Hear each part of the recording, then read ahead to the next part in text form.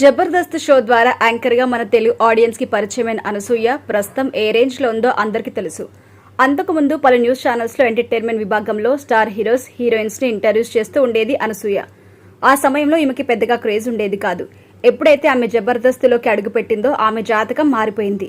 వరుసగా entertainment shows కి anchor గా ఉంటూ ఉన్నత స్థాయికి వెళ్లిన అనసూయ అడవిశేష్ హీరోగా నటించిన క్షణం అనే సినిమాతో వెండితెర ఆరంగేట్రం చేసింది.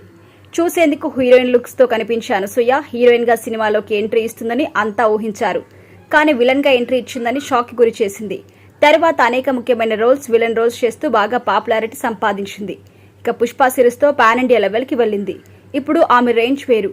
ఒకప్పుడు బుల్లితెరపై యాంకర్ గా ఉన్న అనసూయ ఇప్పుడు పెద్ద సెలబ్రిటీ హోదాలో న్యాయ నిర్ణేతగా వచ్చే రేంజ్ కి ఎదిగింది. స్టార్ మా ఛానల్లో ప్రతి శని ఆదివారాల్లో ప్రసారమయ్యే కిరాక్ బాయ్స్, కిలాడి లేడీస్ 2 ప్రోగ్రాంలో అమ్మాయిల తరపున గేమ్ చేంజర్ గా పాల్గొంటుంది. మొదటి సీజన్ ఎంత పెద్ద హిట్ అయిందో అందరికీ తెలుసు. ఆ సీజన్లో అబ్బాయిలు విజేతలుగా నిలిచారు. ఈ సీజన్లో ప్రస్తుతానికి అమ్మాయిలదే పైచేయి. ఈ వారంలో ఎవరు గెలుస్తారో చూడాలి. రేపు ఎల్లుండి ప్రసారమయ్యే ఈ షో లేటెస్ట్ ఎపిసోడ్స్ కి సంబంధించి ప్రోమో ఇప్పుడు సోషల్ మీడియాలో వైరల్ అవుతుంది.